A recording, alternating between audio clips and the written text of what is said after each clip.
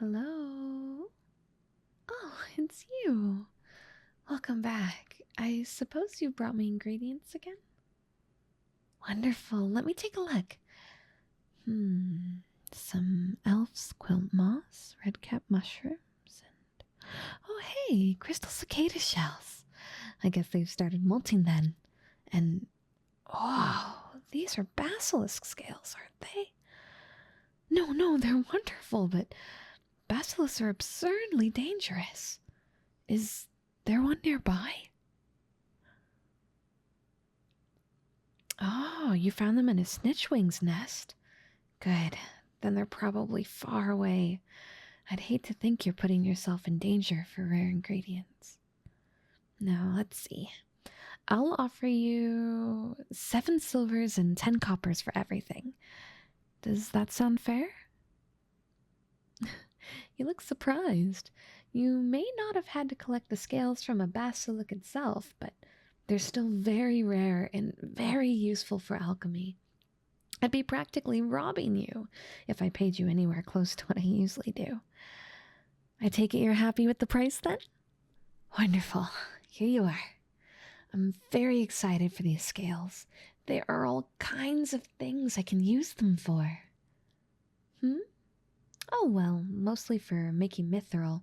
It wouldn't be armor grade, but mithril has other uses. You're awfully curious today. Mithril's easily enchanted, so I can store a lot of magic power in just a little bead.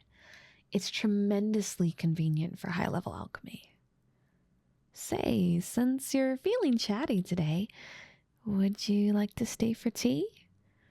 We've never had a chance to really sit down and talk. Oh, goody, come with me. I live in the back of the shop. Please forgive the mess. I promise there's a method to all this madness. I know precisely where everything is. See, I put the kettle right. Okay, wait. I know it's here somewhere.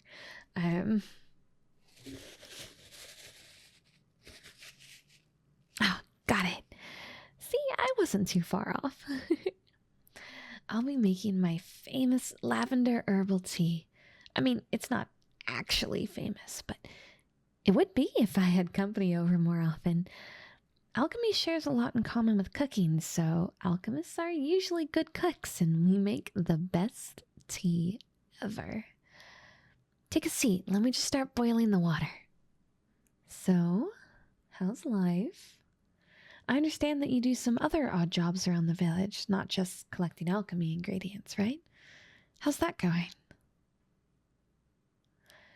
Yeah, I can understand that. It's nicer to have stability. Before I got commissioned as an official alchemist, things were kind of dicey for me too. Alchemy can be extremely useful in certain situations, but not as much in a rural area like this. But now, so long as I fulfill certain quotas, I get paid regularly. They'll even up my pay if I hire an assistant, although I don't think anyone out here is interested. Oh? So you're curious, eh? Well, I haven't been able to talk to anybody about it, so please, ask away. Well, okay, so basically, an official alchemist is someone recognized by the government as capable. Every month or so, I get sent a list of potions and items that local officials need. If the ingredients needed are rare, they usually provide them for me. I just whip them up and send them out. What kind of things do they ask for? Well, most of the time it's things for medical purposes.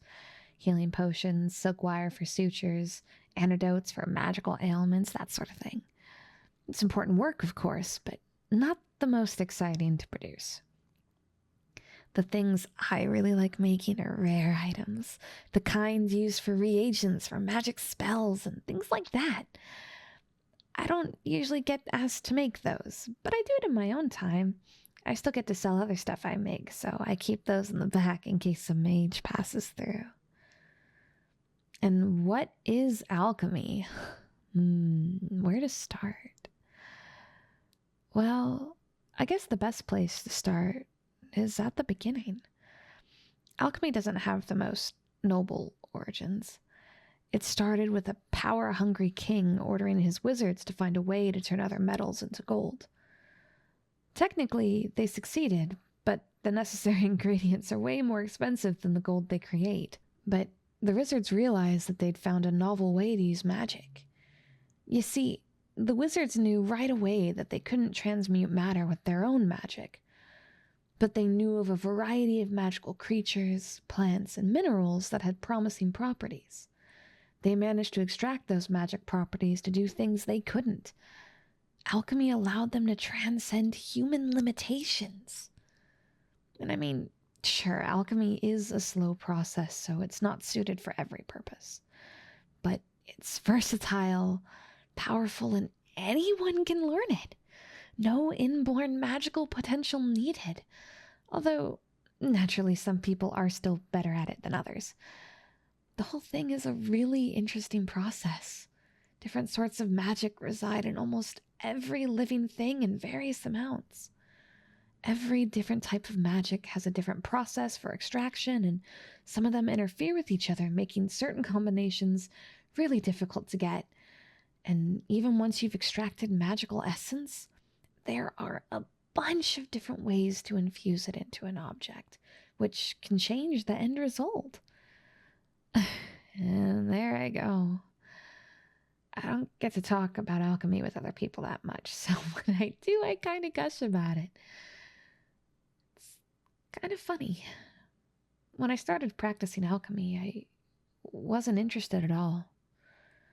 It took a while to grow on me, but I finally found that I loved it once I really gave it a chance. Oh, well, it's kind of embarrassing. You see,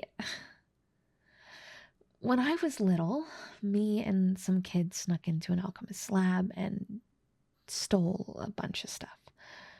We were total brats back then. My dad found out about it, and after I returned all her stuff, he made me help her out in the weekends as an assistant. For the first couple of months, I was always pouting about it, acting like it was so unfair, but I caught myself listening in on her when she was muttering to herself about how to create something new and peeking at her notes from time to time.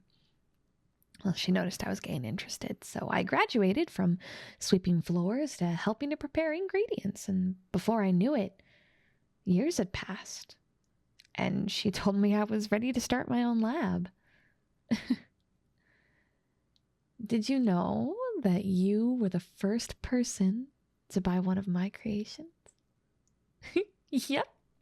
I still remember it so well. I'd gotten really excited to be out on my own in a new town, and I had a whole bunch of items ready to sell, but nobody wants to buy something from an unproven alchemist. I didn't get any customers my first couple of days, but then you showed up. You'd scraped your knee while exploring the forest, and you bought a healing poultice for me. It meant so much to me, even though I'm sure you didn't give it a second thought. And then, oh, well, I never told you this, but, well, without thinking, right when you had turned to leave, I rushed over to give you the biggest hug as thanks. I realized what I was doing in time. You turned around to see me suddenly standing right behind you, and I knew I had to give you some reason why I rushed over you, and I panicked and just sort of blurted out that you should get me ingredients next time you were in the forest. Yep. Totally embarrassing. I guess you bought it, though, because the next day you were back with a sack full of herbs, and it was the start of a long and prosperous partnership. By the way, you haven't told me why you suddenly gained such an interest in alchemy. Are you trying to become my apprentice or something? Oh? Oh, wait, really? Well, I'm honored. I'm kind of surprised, though. You didn't seem like the type to want to stay cooped up indoors. Oh, so you want to learn alchemy so you can make stuff on the go as an adventure. Honestly, that's a fantastic idea. I don't know why more adventurers don't do that. Of course, you'll be a touch limited in what you can do without a whole lab, but You'd be able to make some basic potions, and you could make some decent quality materials to sell for extra cash.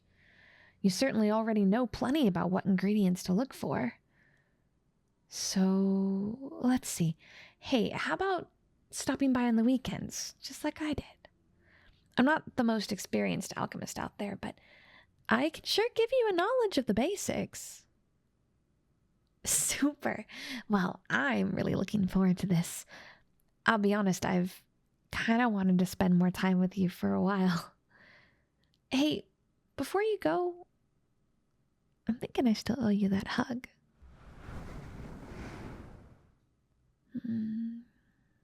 Thank you so much for everything. Thank you, cutie, so much for watching. If you enjoyed this video, if you could do me the huge favor of subscribing and making sure you have your notifications turned on. I release one ASMR video every single week, and I don't want you to miss it. Now, before we close up, I'd like to make a personalized thank you to all of my Patreons. You guys are the backbone of what keeps my household going, and I can't thank you enough.